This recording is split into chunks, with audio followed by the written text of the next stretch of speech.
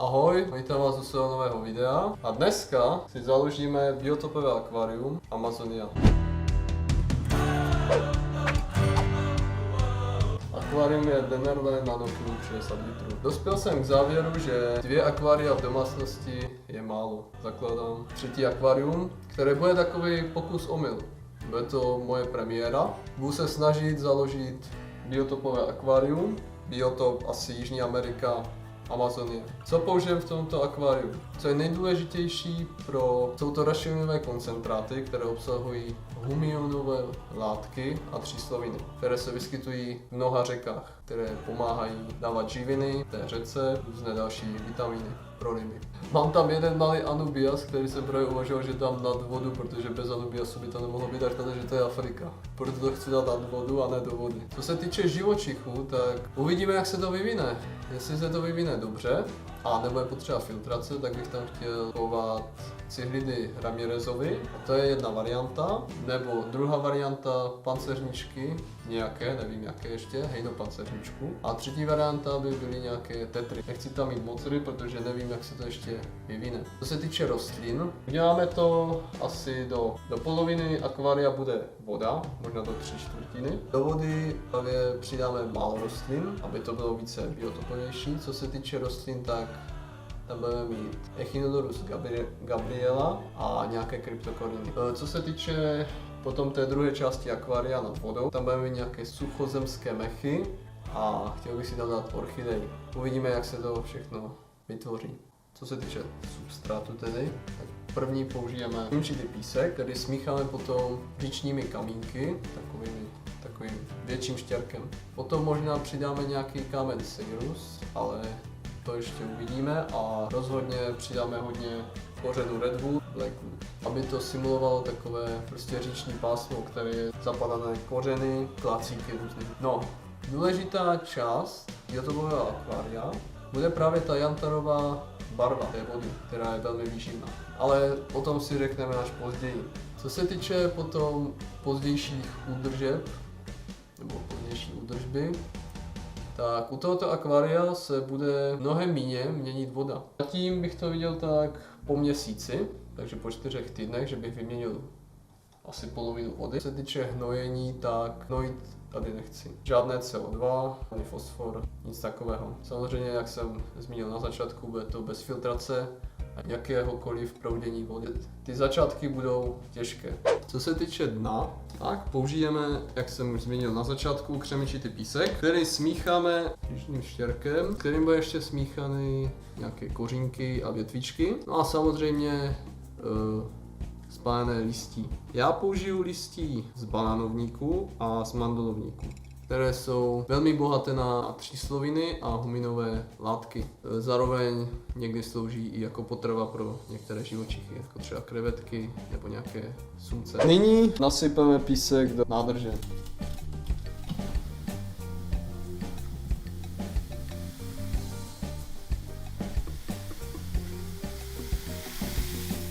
Si to upravíme. Používáme speciální pomůcky, například rukavice. Mělo by to být trošku, ať to není zahlazené, ať to vypadá trošku jak v přírodě. Trošku více dozadu. Nyní použijem ten proslulý štěrk, který mi paní obchodnice v akvaristice doporučila. Zeptal jsem se jí, jestli dělá zákal, ona samozřejmě řekla, že ne. Samozřejmě, že jsem to dal do vody a nemohl jsem se zákalu zbavit. Takže takové jsou služby. No uděláme to trošku, aby to vypadalo, to bylo tak různě rozprostřené, samozřejmě to nepoužiju všechno. Různě zahrabané. Se nám to ještě nezakalí, já jsem to propíral kyble vody a pořád to dělal zákal, teď už to snad nebude.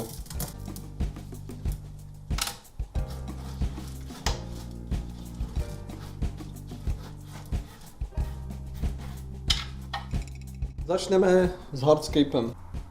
Hardscape se bude tvořit hlavně z kořenů. Je to dobré?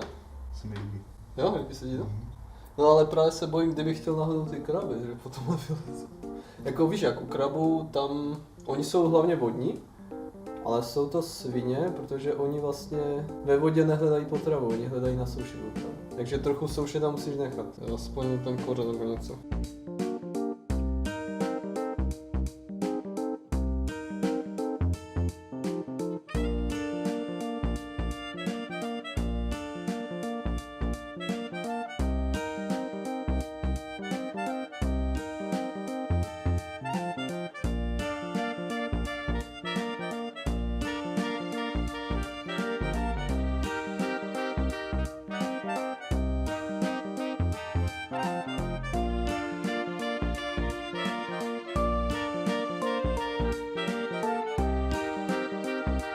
Orchidea ta nemusí mít substrát, ta může být jenom položena a aby měla vodu, aby měla přístup k vodě. A ty mechy nějak chápeš.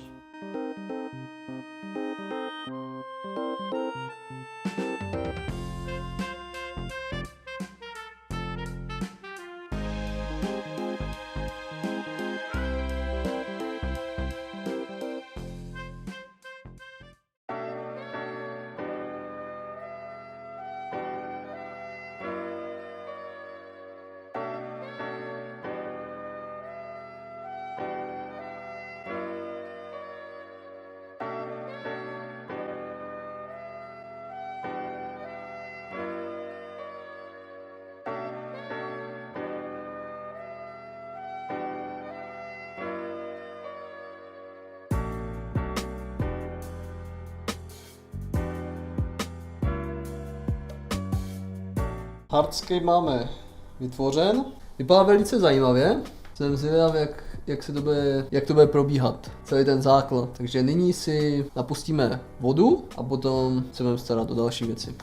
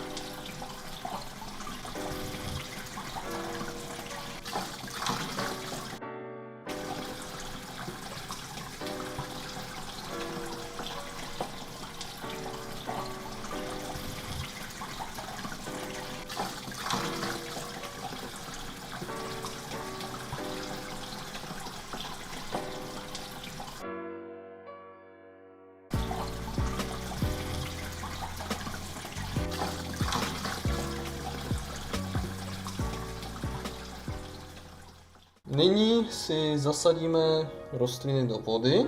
Mám tu některé, jak jsem už zmiňoval na začátku, kryptokoriny, echinodory a trochu mechu. Takže ten polepíme na kořeny nebo připevníme eskapaskami. No a potom si pohrajeme s jantarovou barvou vody.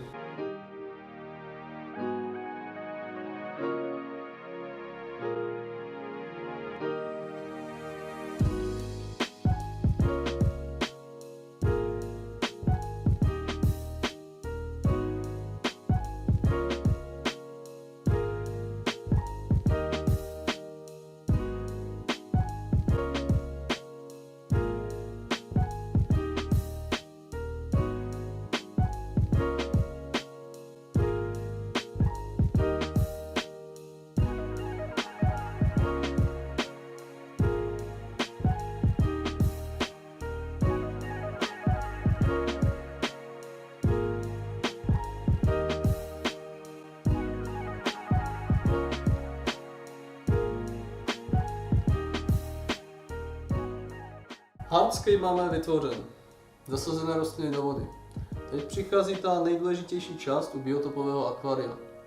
A to znamená upravit vodu tak, aby vypadala jako v přírodě. Stejně tak po biologické stránce. V nejmenovaném obchodě s akvaristikou mi doporučili tento přípravek. Jmenuje se Torben. Je to rašelinový koncentrát, takže obsahuje huminové látky a příslovy. Nemám s ním žádné zkušenosti, takže ho vyzkoušíme. Ovšem, aby to vypadalo lépe přirozeněji, to akvárium, tak jsem radši koupil listy mandlovníků a bananovníků. Tyto listy obsahují velké množství vitaminů. Pro některé živočichy jsou jako potrava, vypadají přirozeně a uvolňují huminové látky a třísloviny. Ty listy se vyvařují a vylouhují. Z těch listů potom se uvolňují ty huminové látky a třísloviny. Tu vodu obarvují tak, aby byla jantarově hnědá.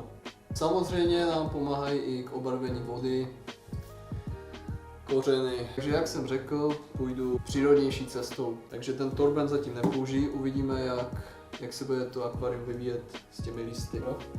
No, možná ještě přidám nějakou kryptokorin. Co se týče suchozemské části, tak to si zasadíme posléze. Nyní budeme upravovat tu vodu. Popředí do substrátu si nahážeme ještě nějaké kořínky malé, mezi ně tedy naházíme ty listy. Takže to bude takovej, jak se říká, bugr. Takže jdeme na to. Naházíme ty listy a ono se to stejně uvolňuje ještě v té vodě. A my potřebujeme i to obarvení té vody už hned ze začátku. Tohle je ten list bananovníku, oni jsou takové, no takové jak vidíš. Ty mandlovníky jsou prostě více listy. Ten mandlovník více obarvuje, to jsem zjistil, to už mám vyzkoušené. Ten bananovník, to jsem koupil poprvé. Ten bananovník asi fakt myslí spíš jako krmivo. Třeba i chápeš, aby to vypadalo přírodněji, trochu zahrabat tím pískem, že to tam fakt třeba sem tam proudí ta voda, třeba ten kámen na to dát a tak. Ti živočichové to fakt někdy jako žerou, ti ancestrusy a tak, takže se to třeba za 2 měsíce jako sežerou. Listy mají otrhávat, aby vypadaly více přirozeněji.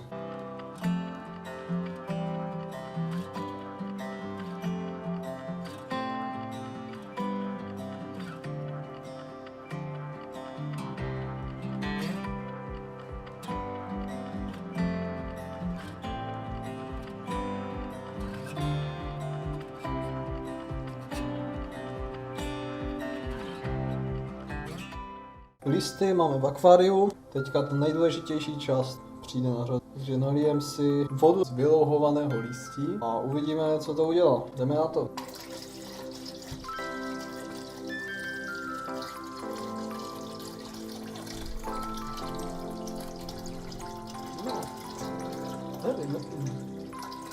No.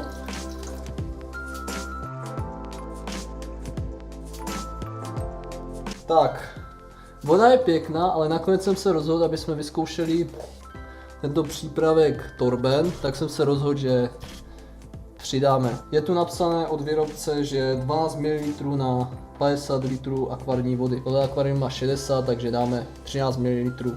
Uvidíme, co to udělá, jdeme na to. 13 ml Torbenu, je to dost tmavé, takže nevím, uvidíme, zkusíme. Chutnávat to nebudu.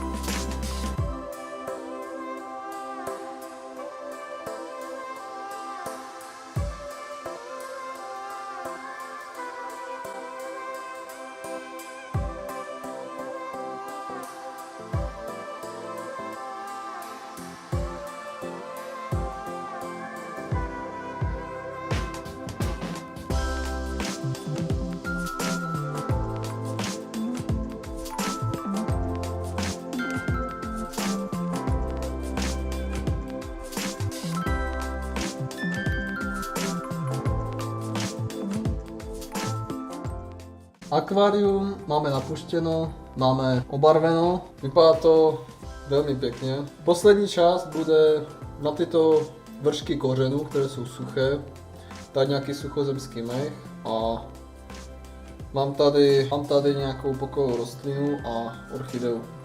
Jinak ostatní budou mechy. Uvidíme, co dál. Jdeme na to.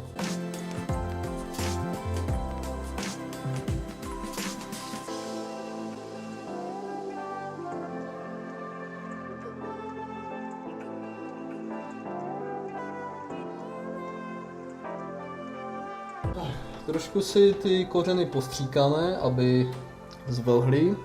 Tím lépe se nám aj bude, nebo se nám mechy na tom kořenu udrží, když budou namočené dovky.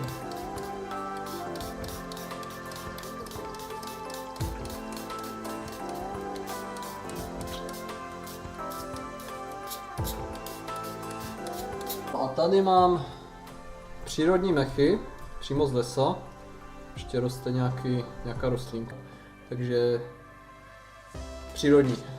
U suchozemského mechu vůbec nevadí, když ten mech namočíte přímo do toho akvaria, tak vám ještě více přidají ty huminové látky do toho akvaria. Máme biotopové akvarium, takže si to můžeme klidně dovolit. Takže to můžeme klidně dát blíže k vodě.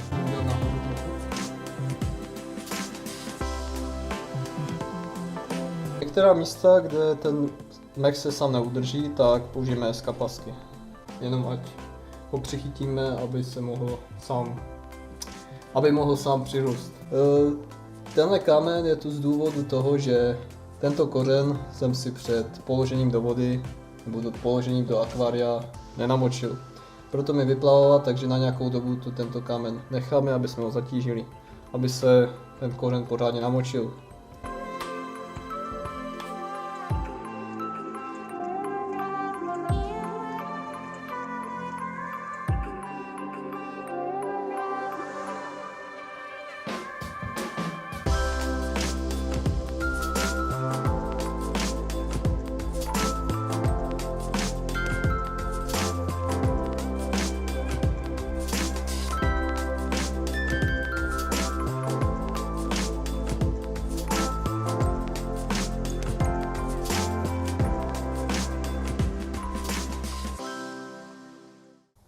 Máme hotovo. Přiznám se, je to moje první biotopové akvárium, že je zatěžkávací zkouška. Uvidíme, jak se bude vyvíjet. Zatím mám v plánu tak asi co měsíc možná vyměňovat vodu. Možná, že ještě později. Uvidíme, jak se to bude vyvíjet. Co se týče rostlin, tak chci tam ještě dát nějakou tu jednu kryptokorinu aspoň. Těch rostlin je tam trošku na můj vkus málo. Co se týče vrchní části, tak jsme si upevnili mechy suchozemské, zasadili orchideu a jednu pokojovou rostlinu, kterou nevím, jak se jmenuje, to je jedno. Podle fotek, tak bych to přirovnal k řece Orinoco, možná Rio Negro, prostě Amazonie, Brazílie spíš, ano. No, co se týče živočichů, tak ještě si nejsem jist, co bych tam úplně nasadit. Uvidíme prostě, jak to bude pokračovat. Chtěl bych tam nasadit také kraby, nevím ještě jaké. No a jinak uvažuji buď Cyhridy Ramirezovi, anebo nějaké ty tetry. Co se týče rašelinového koncentrátu, tak jste si všimli, že jsme použili to listí bananové a mandlníku. A použili jsme také ten torben, ten rašelinový koncentrát. Zprvu jsem řekl, že ho tam nakonec nedáme, nakonec jsem se rozhodl, že ho tam přidám, aby jsme zkusili jeho účinnost, jak se říká. No, zprvu jsem tam přidal 12 ml, tak jak píše výrobce na 50 litrů. To je 60 litrů, tak jsem to nakonec přidal 15 ml. Voda je krásně jantarově, no je prostě jantarová.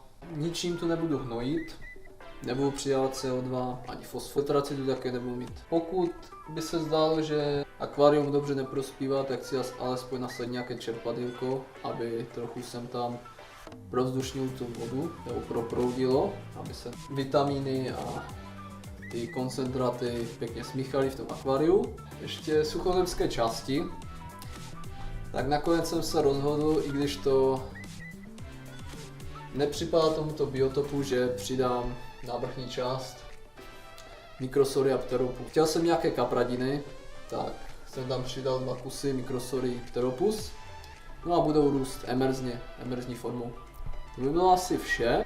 Doufám, že se nám video líbilo. Pokud budete mít nějaké dotazy, tak do komentářů.